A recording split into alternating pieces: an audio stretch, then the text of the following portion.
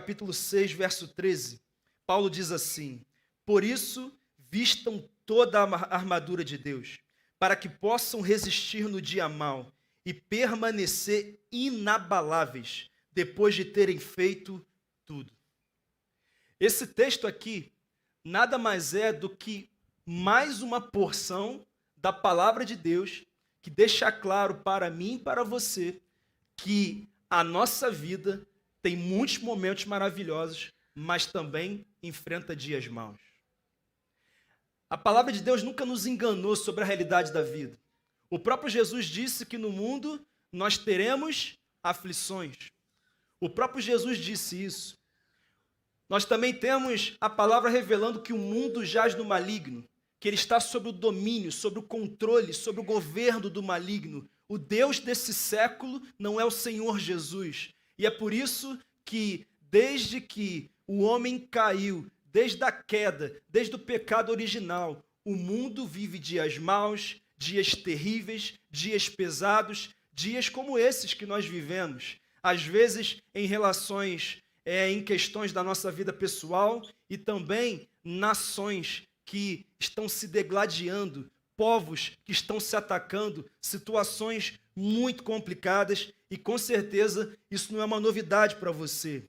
E se eu somar isso a tanta batalha que nós temos enfrentado no nosso país, ideologias malditas que querem tomar as nossas famílias, tomar as nossas igrejas, tomar a nossa nação, nós vemos filhos lutando contra pais, pais lutando contra filhos, nós vemos irmãos batalhando contra irmãos, casamentos sofrendo como nunca. Infelizmente, o número de divórcios no Brasil tem crescido de uma forma assustadora, batalhas emocionais, nós estamos na era das doenças emocionais, é quase que um hábito nosso ficar doente emocionalmente hoje. As pessoas estão se entregando às batalhas emocionais porque realmente tem sido desafiador viver nesse mundo.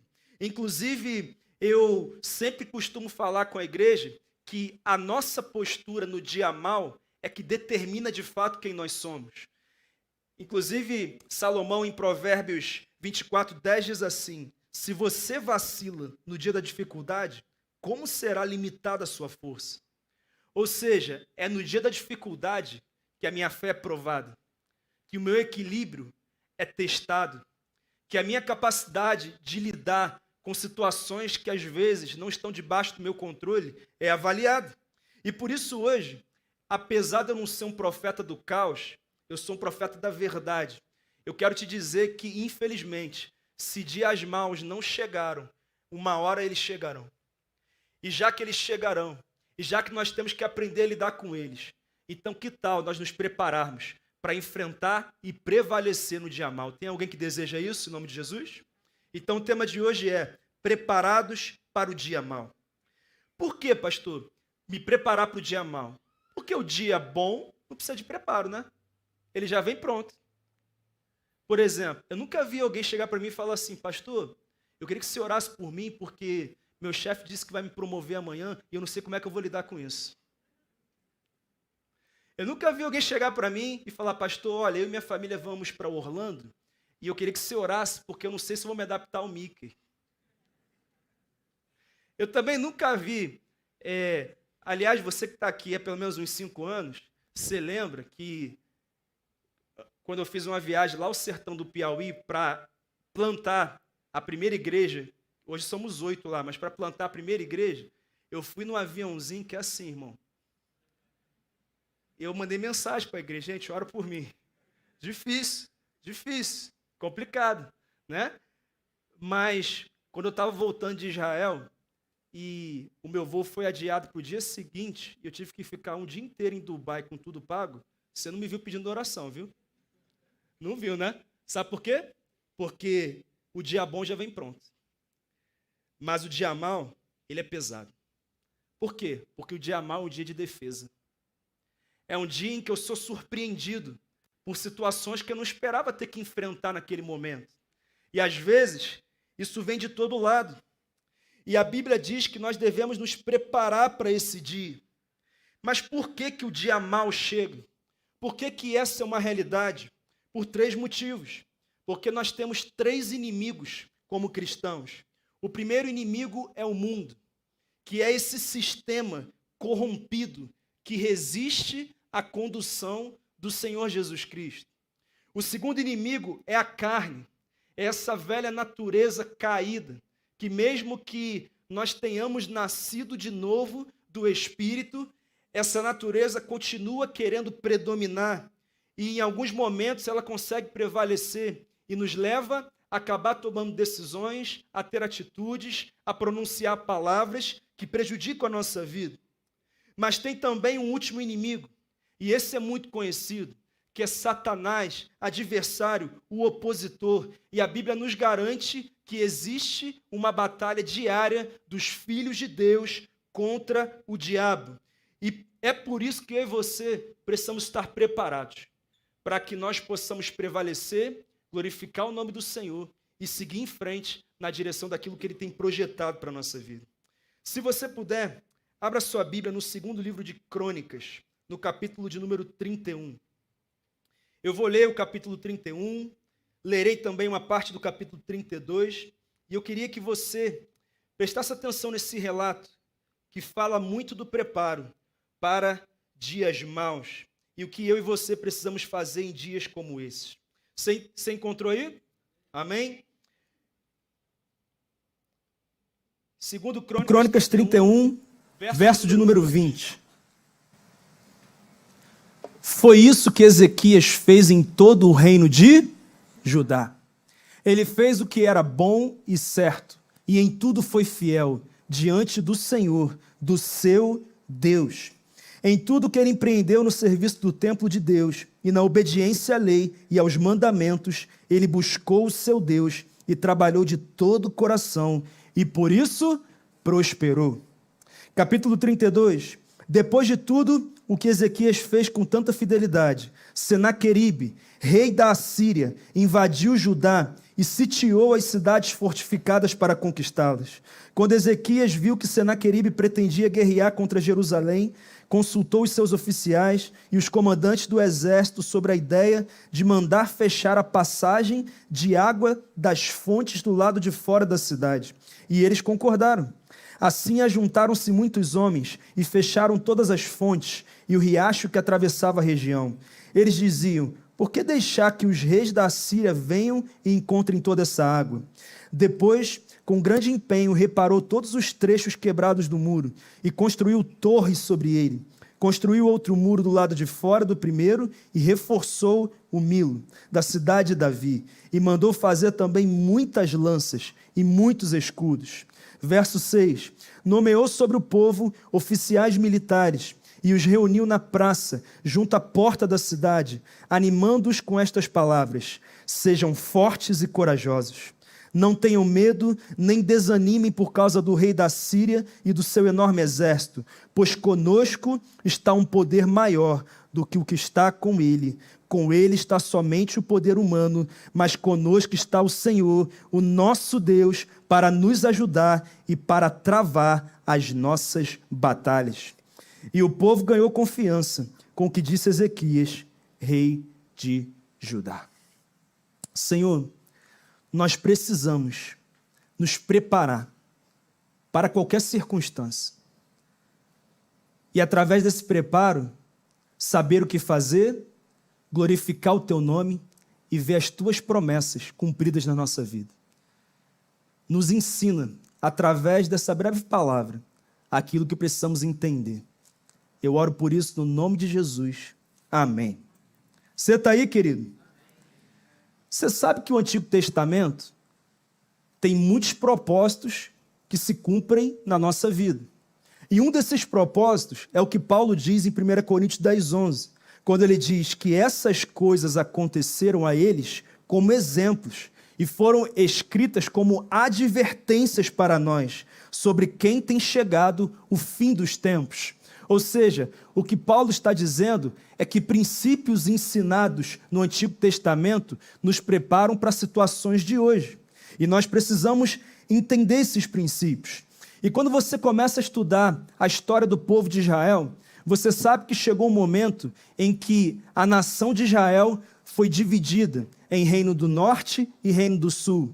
Reino do Norte composto por chamado Israel, com a sua capital sendo Samaria, e o Reino do Sul, que era chamado de Judá, e com a sua capital sendo Jerusalém. E através dessa divisão, a situação ficou bem complicada no meio do povo de Deus, porque reis idólatras, que não tinham compromisso definitivo com Deus, lideraram o povo e levaram o povo a um estado de idolatria. E com isso, a Bíblia conta que no ano 722 a.C., a Assíria, com o rei Senaqueribe, decidiu atacar Israel.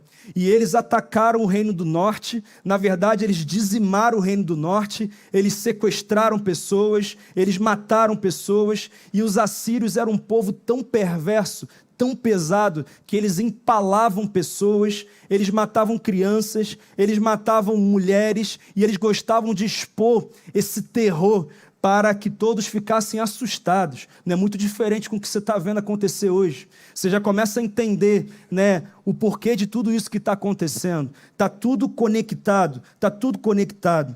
E no meio disso tudo, Ezequias assume o trono de Judá com 25 anos de idade. E ele vê essa loucura acontecendo, esse terror acontecendo. O trono de Judá era referente ao Reino do Sul, que ainda não havia sido atacado, mas já era mergulhado na idolatria. Então a Bíblia conta, e você pode ler isso no segundo livro dos Reis, 18, 19, e também no segundo livro de Crônicas, nos capítulos 27 em diante, você vai perceber que o que Ezequias faz é realizar uma reforma espiritual, uma reforma moral, uma reforma política, uma reforma econômica, e através dessa reforma, Jerusalém prospera de uma forma exponencial. Algo impressionante acontece, inclusive uma das ideias de Ezequias é que Jerusalém não tinha uma fonte de água, então ele consegue construir um aqueduto, que até hoje, quando você vai lá, você encontra esse aqueduto, você pode andar ali nesse túnel, e através daquilo ali, se Israel fosse atacada, fosse sitiada, fosse cercada, eles teriam água dentro da própria cidade, e poderiam se proteger dos inimigos. Então, na verdade, a liderança desse rei foi realmente algo impressionante, mas o texto conta, no capítulo 32, que depois de toda essa construção de fidelidade, a Assíria decide atacar o Reino do Sul. 185 mil homens, Senaqueribe, um rei perverso, decidem atacar. Seria mais ou menos assim, Rússia contra a Armênia hoje, ou Estados Unidos contra a Nicarágua, no tamanho do poder bélico. Algo muito pesado. O dia mal chegou. Os mensageiros de Senaqueribe chegaram e gritavam em hebraico para atordoar o povo de Deus. Algo desesperador.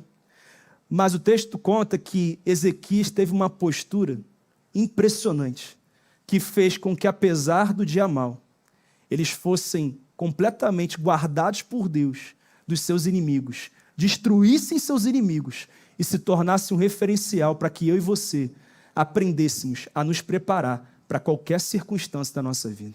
O que esse texto nos ensina? O que nós aprendemos sobre esse preparo? Primeiro, todo dia mal tem uma origem. Você pode dizer uma origem. Toda adversidade começou em algum momento, começou em algum lugar, não foi à toa. No texto que nós lemos, nos versos 20 e 21 do capítulo 31, vai contar sim que Ezequias foi fiel, mas ele também vai dizer que mesmo depois dessa fidelidade toda que ele demonstrou, agora Judá estava sob ataque. Jerusalém estava cercada. E, queridos, eu quero que você entenda uma coisa, o dia mal, ele não se levanta da noite para o dia. Na verdade, algumas coisas vão acontecendo, até que conflitos, como por exemplo o que está acontecendo nesse momento em Israel e na Palestina, estejam acontecendo. Há uma origem para tudo que acontece. Na verdade, já eram anos de ataques dos assírios contra Israel. O reino do norte já havia sido dizimado. Senaqueribe, ele era um cara complicado. Irmão, eu não sei se foi o diabo que entrou em Senaqueribe ou se foi Senaqueribe que entrou no diabo, irmão. Porque o cara era um cara perverso, maquiavélico, complicado. Inclusive foi para a Assíria que Jonas não quis pregar, porque o povo era ruim mesmo. povo era perverso, era complicado. E a única nação no mundo inteiro que adorava o único e verdadeiro Deus era Judá. Era o povo liderado por Ezequias. Ou seja, eles eram um alvo de Satanás. A qualquer momento o inferno se levantaria. E sabe, queridos, algumas batalhas espirituais, alguns dias maus, na verdade, são ataques do inferno. E eu queria que você entendesse isso. E nesse caso, havia uma origem. E essa origem, eu acabei de compartilhar com você, porque todo dia mal começa em algum momento. Começa em algum lugar. O inferno não estava feliz com o que estava acontecendo. Sabe quando você fala assim, pastor, tomei uma posição com Deus, e eu me acertei com Deus, mas parece que o tempo fechou, pastor. A coisa apertou para mim, está complicado. E parece que a fonte secou, eu não sei o que é que está acontecendo. Eu tomei uma posição, querido, é natural, porque quando você toma uma posição com Deus, o inferno de alguma forma quer fazer com que a sua fé seja abalada. Então ele vai nas fragilidades, ele vai naquilo que ele sabe que te incomoda, ele vai tentar de alguma forma te desestabilizar para que você desista de se manter firme na posição que você assumiu com Deus. E era isso que estava acontecendo naquele momento. Ele se levantou para desestabilizar Ezequias. A origem do que estava acontecendo era uma batalha espiritual. Ezequias era fiel a Deus, o povo havia se tornado fiel a Deus e por causa disso o inferno estava furioso.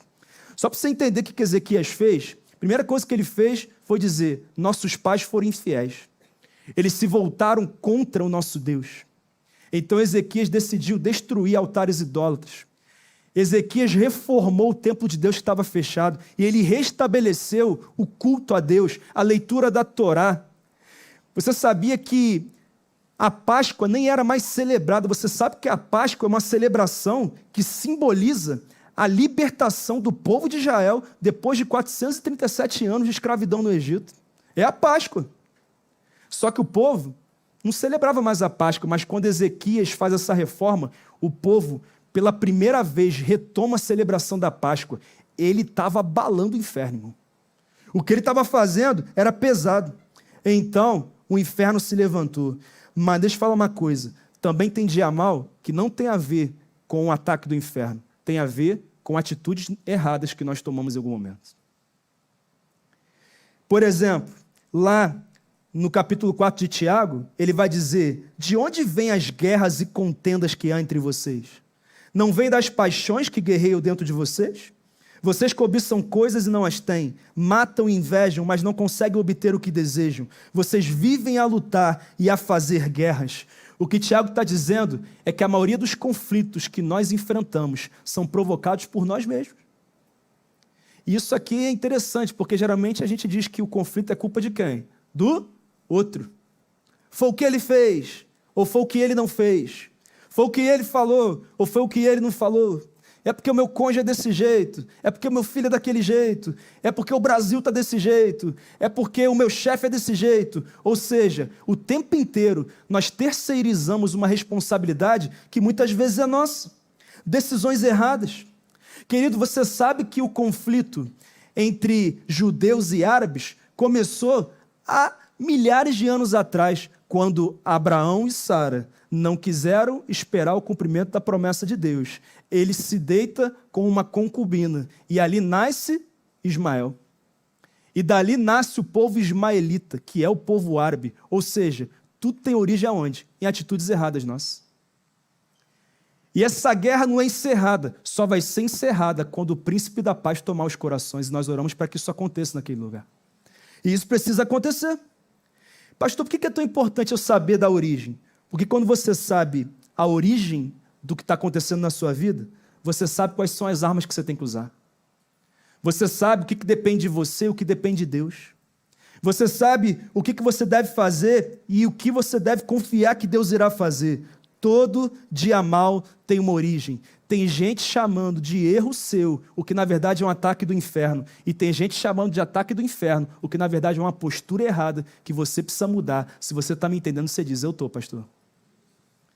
E isso é fundamental para a nossa vida. Segundo, esse texto nos ensina que a nossa maior proteção é a fidelidade a Deus. Diga, fidelidade. Olha o verso 1 do capítulo 32. Depois de tudo que Ezequias fez com tanta fidelidade, Senaqueribe, rei da Síria, invadiu Judá e sitiou as cidades fortificadas para conquistá-las. Queridos, não tem nada mais seguro do que ser fiel a Deus. Não há nada mais seguro do que ser fiel a Deus. E é exatamente por isso, por saber que era um homem fiel a Deus, que Ezequias teve serenidade para lidar com uma ameaça tão grande. Para que Ezequias se tornasse um homem fiel a Deus, primeiro ele reconheceu o estado de pecado dele e do povo. Ele disse: nós estamos mergulhados na idolatria, nós precisamos mudar. E sabe, querido, para que você seja uma pessoa fiel a Deus, para que eu e você sejamos, nós precisamos reconhecer no que é que nós temos falhado com Deus. Em que você tem falhado com Deus? Você consegue fazer uma leitura hoje? E assim, uma leitura sem tentar uma autodefesa. Olha para a sua vida, compara com o padrão de Deus. Será que a tua vida de oração é a vida que Deus espera? Será que a tua conexão, o teu compromisso com a leitura da palavra é o compromisso que Deus espera? Será que a sua entrega em servir no reino de Deus, na igreja local, é aquilo que Deus espera? Será que as suas decisões, as suas escolhas, os ambientes que você tem andado, as pessoas com quem você tem se relacionado, será que isso tudo, quando você olha e coloca na balança, você percebe que Deus tem entendido que você tem sido fiel a Ele? Ou será que tem algo que você tem que mudar? Faça uma avaliação. E depois, Ezequias realizou mudanças drásticas, porque não adianta eu saber que estou errando. Aliás, a maioria das pessoas sabe onde está errando, né?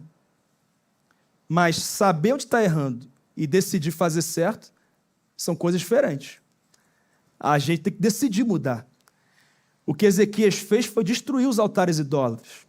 O que Ezequias fez foi dizer: a herança dos nossos pais é uma herança de idolatria, mas a partir da minha vida será uma herança de adoração ao único e verdadeiro Deus. Ou seja, ele cortou, ele não estava preocupado se a família dele ia gostar ou não. Ele simplesmente fez o que Deus disse que ele tinha que fazer. Ele fez uma mudança drástica. Querido, deixa eu falar uma coisa, tem coisas que nós temos que mudar de forma drástica. A Bíblia diz: se a tua mão direita te faz pecar, é melhor você o quê? Cortar e lançar fora, porque é melhor você ir sem uma mão para o céu do que você ir com o corpo inteiro e ser lançado no inferno.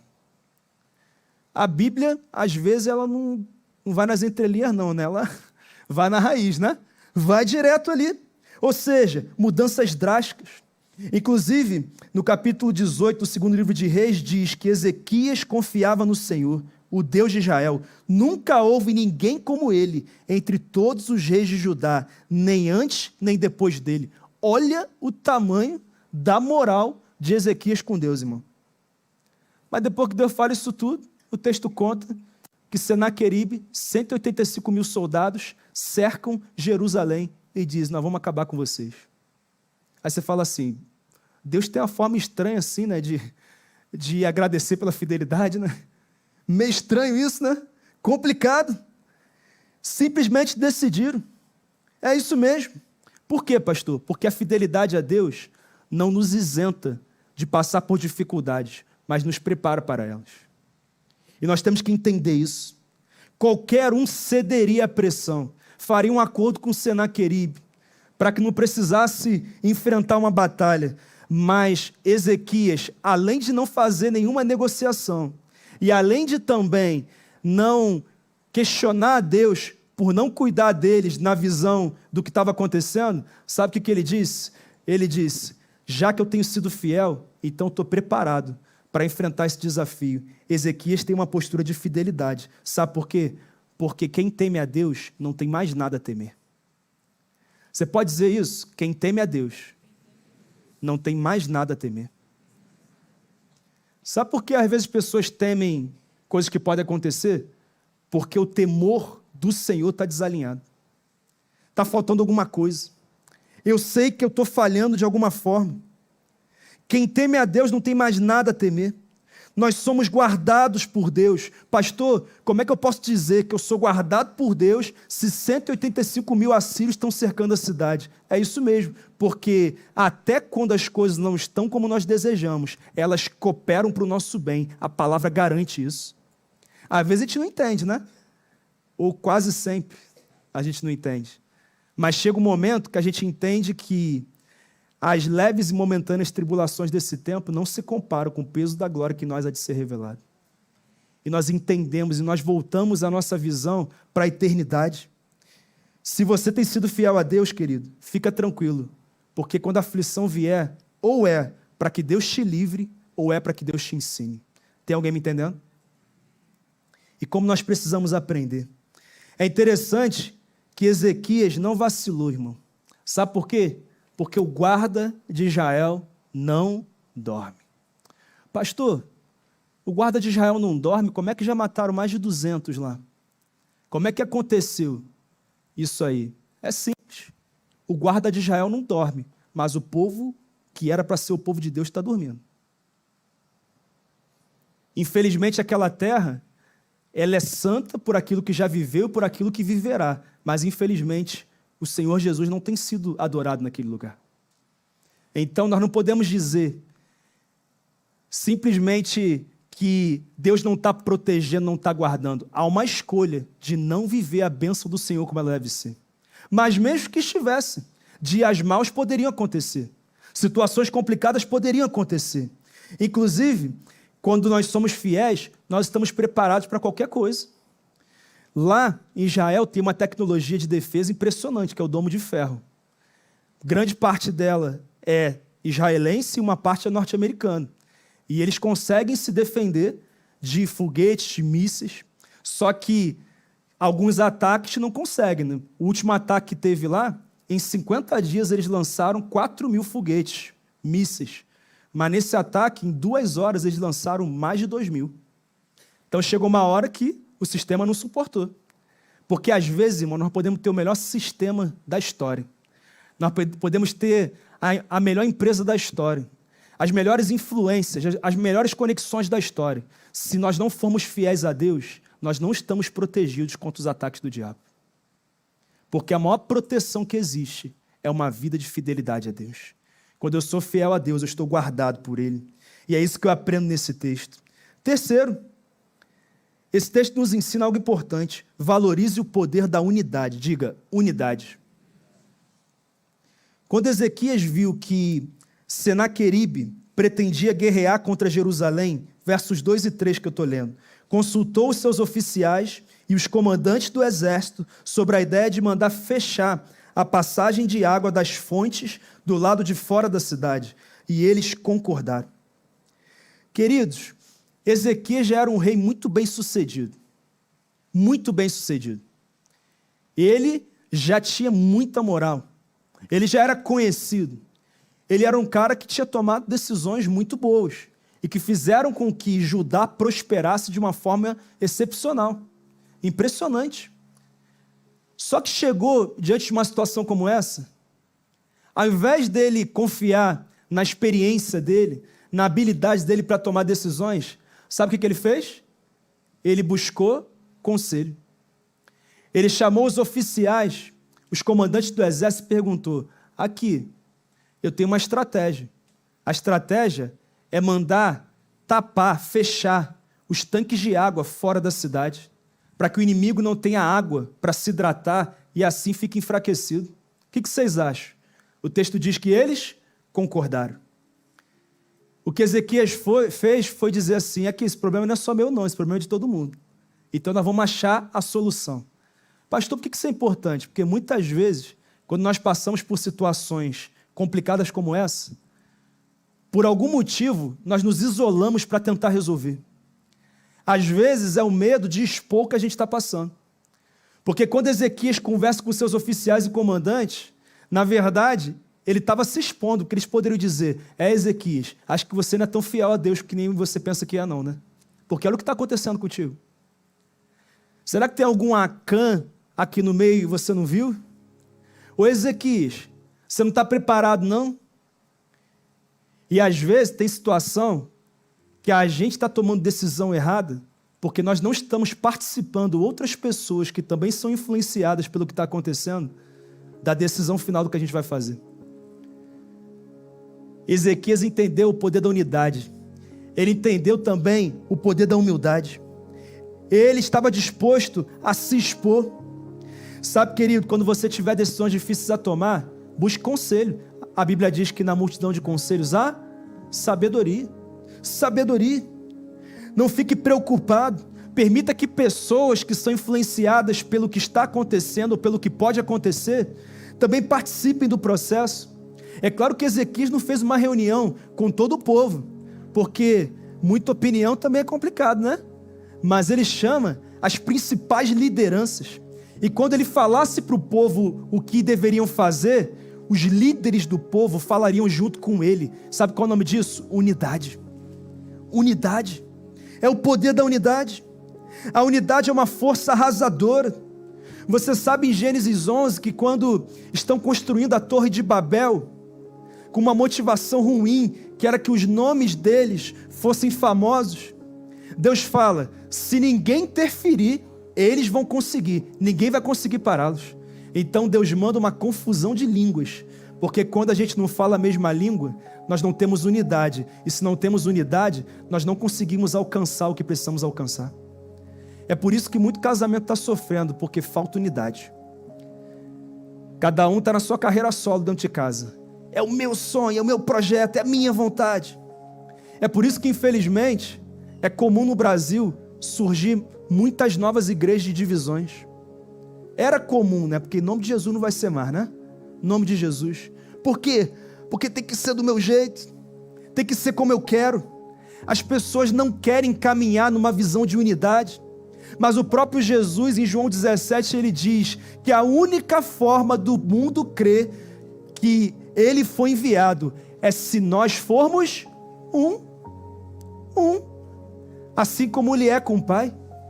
Inclusive também, a Bíblia diz em Mateus 18, que quando nós estamos em concordância e unidade, aquilo que nós ligarmos na terra terá sido ligado no céu. Assim como aquilo que nós desligamos na terra terá sido desligado no céu. Eu não estou dizendo que é a igreja que manda no que Deus vai fazer, não.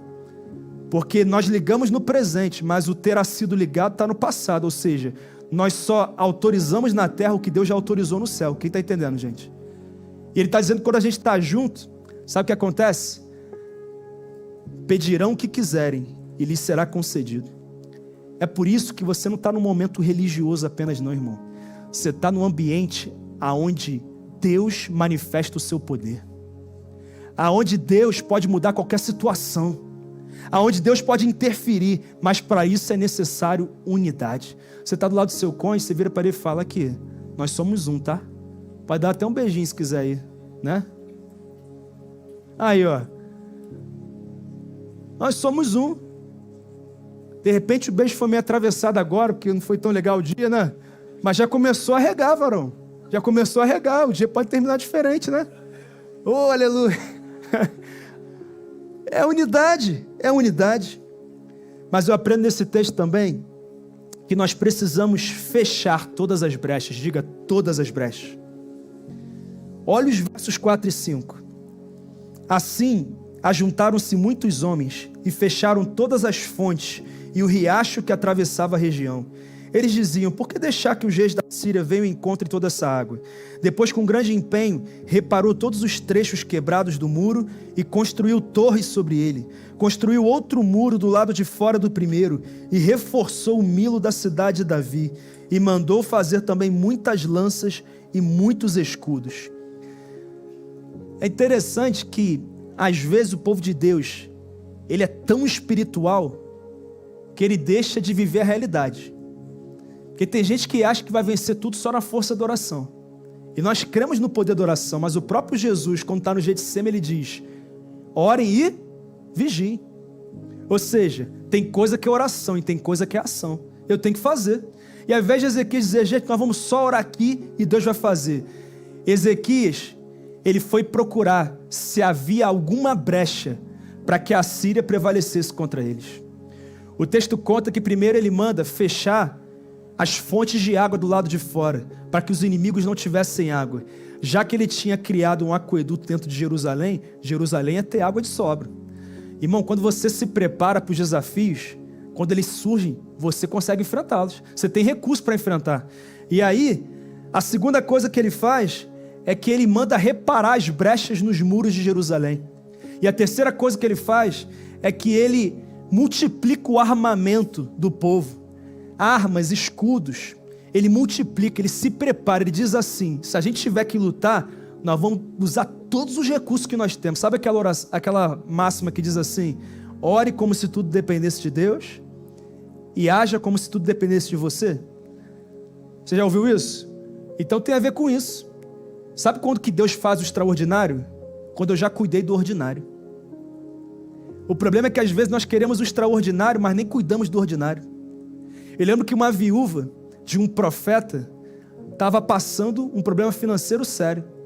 Os credores batiam na porta e diziam que já que você não consegue pagar, os seus 2 filhos a gente leva ele como escravo e está resolvido. Ela se desespera, mas aí chega um homem de Deus na casa dela, o profeta Eliseu. Você deve lembrar dessa história. E quando ele chega, ela fala: olha a minha situação. E ela pensou que Eliseu ia fazer uma oração e que ia surgir dinheiro na hora. Hoje aí é um pix automático para os credores, na hora. Pum. E a gente acha que é assim, né? A gente acha que a gente vem aqui nesse culto, vamos fazer uma oração e pronto. Meu casamento está resolvido, minha empresa está resolvida, meu ministério está resolvido, minha saúde está resolvida. Irmãos, às vezes pode ser assim, se Deus quiser, tá? Deus pode fazer, mas na maioria das vezes, Ele faz o que o profeta Eliseu fez. O que é que você tem aí? Ela disse: eu só tenho um pouco de azeite. Aí ele disse: então pega esse pouco de azeite, pegue vasilhas emprestadas e comece a encher essas vasilhas. O texto conta que só para de cair azeite quando as vasilhas terminam. Ela paga as dívidas e vive com o restante. Sabe por quê? Porque ela fez o ordinário e Deus realizou o extraordinário.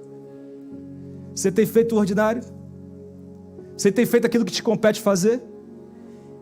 Ezequias foi fechando. Quando ele fecha as fontes de hidratação, ele fechou as fontes de alimentação.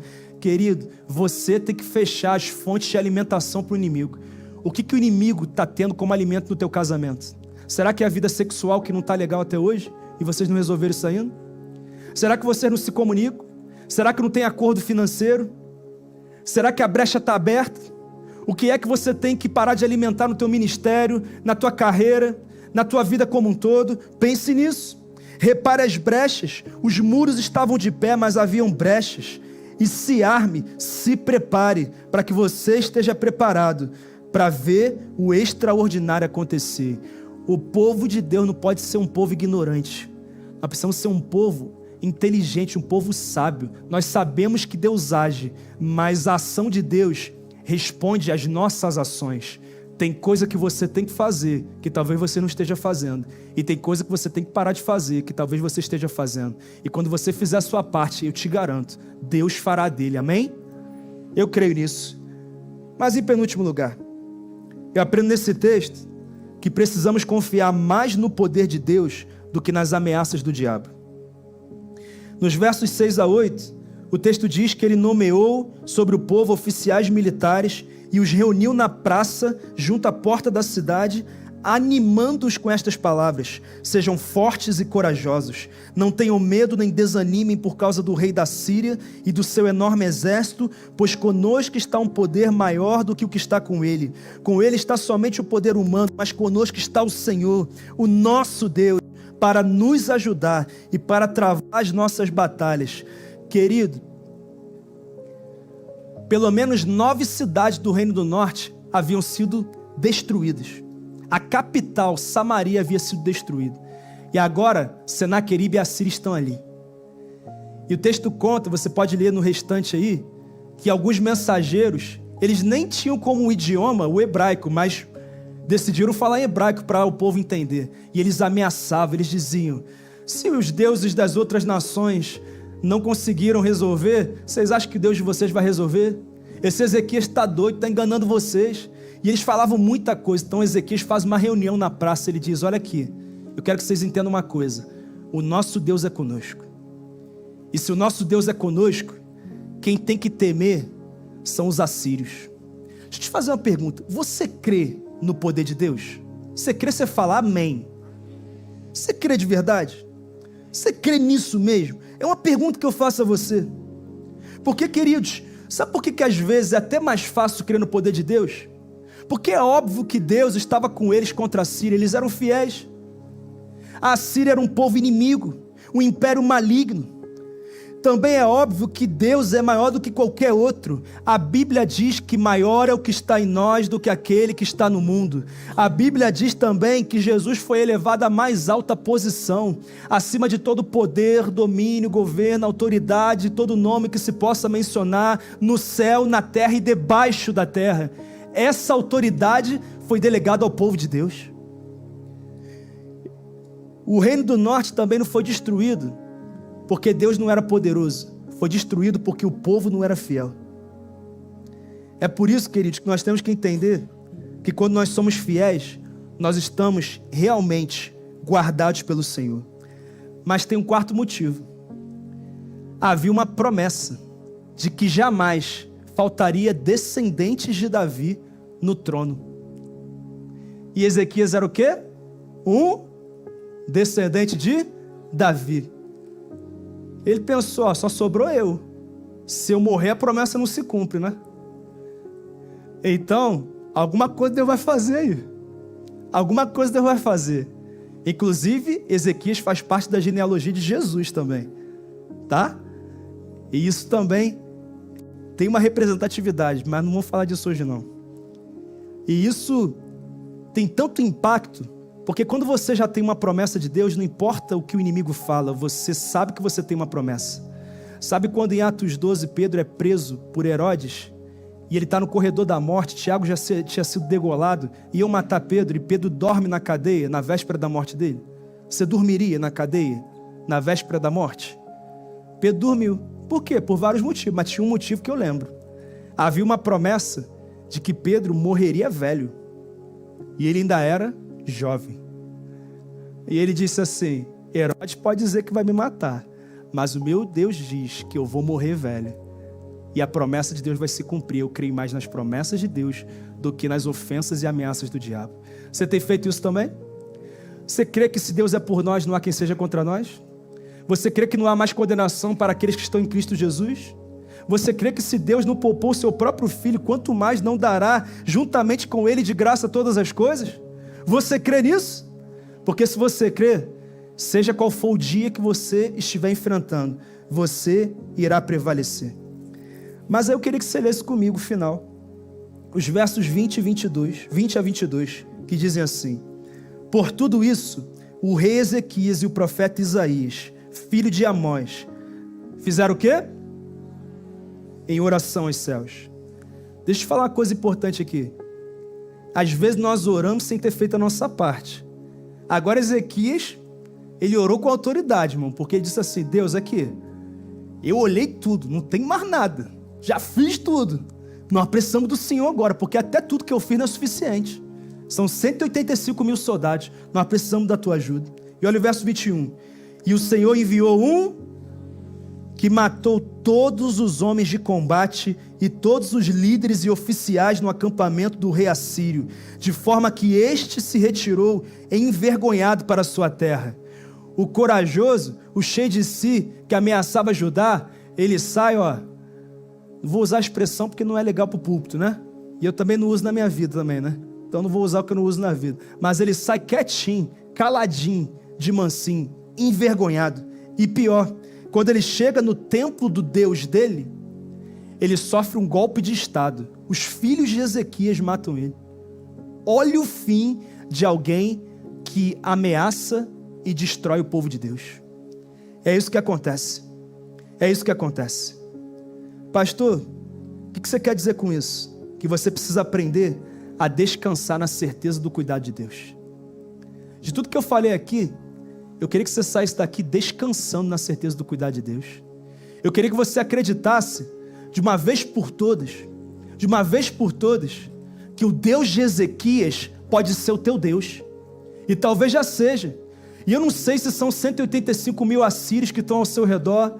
Eu não sei se é um problema grave no casamento. Eu não sei se é um problema sério no ministério. Eu não sei se é um problema sério relacional. Eu não sei se é um problema sério de saúde. Eu não sei o que é que você está passando. Eu não sei se a tua fé está adormecida. Eu não sei o que é. Mas uma coisa eu sei. Se você cultivar uma vida de fidelidade a Deus, se você valorizar o poder da unidade, se você fechar todas as brechas, se você você, independente do que está acontecendo, confiar mais no poder de Deus do que nas ameaças do diabo e decidir descansar no cuidado dele, eu creio que livramento surgirá do Senhor para a sua vida. Eu creio nisso. Eu creio que ensinamentos serão dados. Eu creio que aprendizado será estabelecido. E dessa forma, seja o dia mau ou bom, você irá prevalecer e o nome do Senhor vai ser glorificado. Você recebe essa palavra? Você crê nessa palavra?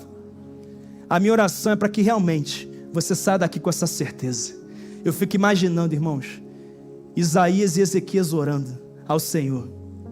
Eu não sei exatamente como é que foi a vinda desse anjo. Há muitas vertentes sobre isso e eu não sei como é que foi.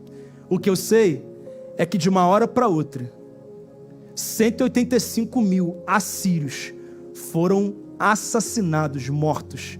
O povo de Deus foi protegido, guardado. E até hoje nós estamos nos inspirando na história deles. Eu queria orar pela sua vida nesse momento, porque talvez você esteja